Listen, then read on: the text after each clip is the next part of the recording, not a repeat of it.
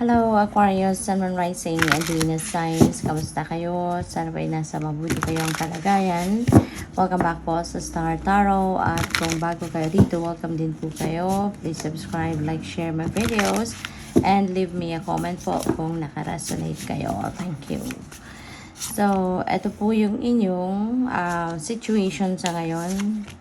Ito yung inyong challenge. Ito yung inyong advice, and ito po ang inyong outcome, no? So napakaganda ng inyong current situation po, no? We have the Empress, and the Empress is a very abundant and prosperous energy. Kaya maaari na marami kayong perang paparating, or baka meron na talaga kayong pera sa ngayon. Maaaring you are established na sa inyong negosyo, established na sa inyong finances, no? May ipon na, hindi na nagkukulang yung ganon, no? So po pwedeng yan ang kalagayan ng iba sa inyo rito, or po pwede na paparating, no? Paparating na ang abundance sa inyo, paparating na yung prosperity, no? Sa inyo. So good luck sa iyo dyan. And yung challenge ninyo or yung obstacle ninyo is 2 of Wands. Ayan. So baka meron kayong mga gustong planuhin, no? Baka gusto ninyong mag-put up ng negosyo, or baka nagpaplano kayo ng kung anong pwede ninyong pagkaperahan, or baka nagpaplano kayo na mag-apply kayo ng trabaho, pwedeng papuntang abroad, no, para kumita na mas malaki, or kung ano man, no, na pwede ninyong pagkaperahan. O maaari yun ang diskarte ng iba sa inyo, pero baka there is something, no, that is holding you back.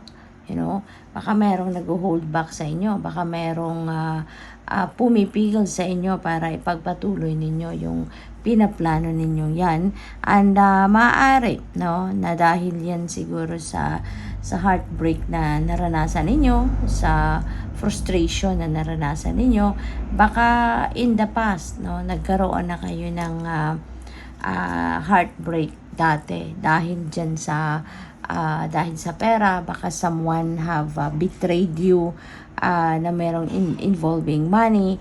Maaaring yun ang baka hindi pa ninyo to now overcome hanggang sa ngayon. Baka naiisip ninyo na baka maloko na naman kayo, baka mabudol na naman kayo, kasi lalo na kung nag-iisip kayo na mag-invest muli, no?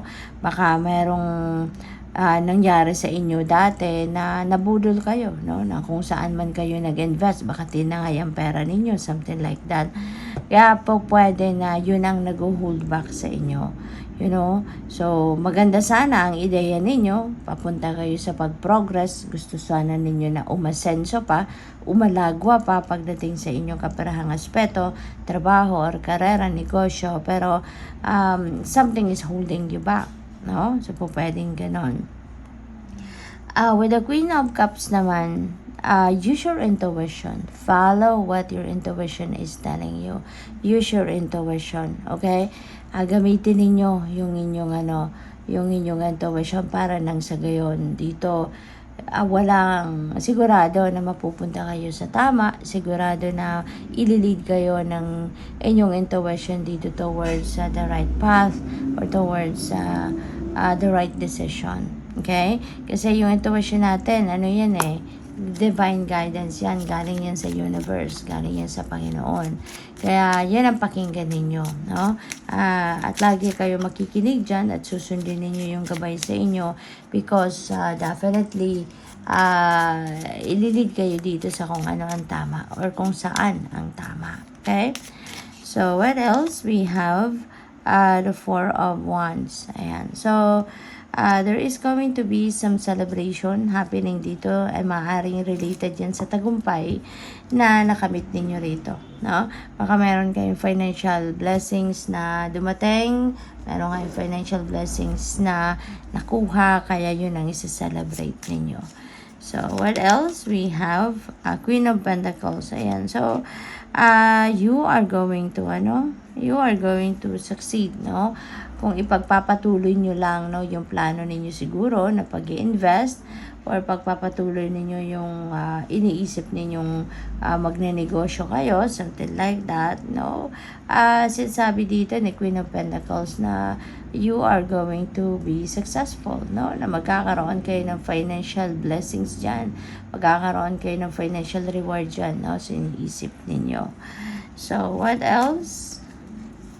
Sa Three of Swords, we have the High Priestess. Ayan, para hindi na maulit, no? Kung ano man ito, no, na pinagdaanan ninyong masakit, masalimuot, no? Lalo-lalo na pagdating sa pera, sa negosyo, trabaho, career, yung gano'n, no? Para hindi na yan maulit, no? Make sure na makikinig kayo sa inyong intuition. Kasi intuition is going to lead you towards the right path, towards the right decision. Pakinggan ninyo ito yung pagtiwalaan ninyo kasi wala kayong diyan, hindi kayo mapapasama, okay? Kasi divine guidance yan. We have Four of Swords. Ayan, so maybe kailangan mo muna na magpahinga, okay? Kailangan mo muna na magpahinga. Do not force yourself, no, to do things na hindi pa kayo ready, na hindi pa maayos ang kalagayan ninyo, hindi pa malinaw sa isip ninyo, hindi pa kayo rested. Kasi, kumbaga, nakakapagod din, diba? Yung nai-stress, nakakapagod din ng katawan, no? Although, hindi siguro ninyo ginagamit dito yung, hindi kayo nagpapagod pa, pero yung isip ninyo, pagod na. Kaya, kailangan na magpahinga muna kayo. Okay? Kailangan ninyo muna na mag-replenish, no? Mag-rejuvenate muna and recuperate kayo. Alright? So, tignan natin kung ano pa ang mga mensahe para sa'yo. We have Blue Star. Follow the light of your inner compass, the blue star. It will lead you to the truth that resides within your soul. Ayan. Sundin ninyo yung boses, no, ng inyong intuition. Pakinggan ninyo yung inner compass ninyo. That is your inner voice. Yan yung yung puso ninyo. Sundin ninyo kung ano sinasabi nito sa inyo. Okay? So, tingnan natin kung ano pa mga messages ninyo for today or for the week. We have centered. Ayan. So, kailangan ninyo talaga na magpahinga so that you will get back to your center. Kasi kung wala, no, you will be fragmented, you will be all over the place, di baka mas lalo na namang mapunta kayo sa isang hindi magandang sitwasyon, diba? Kaya kailangan na ibalik ninyo yung sarili ninyo sa sentro so that you can think better, diba? You can make a better decision, yung ganon, okay? So, what else?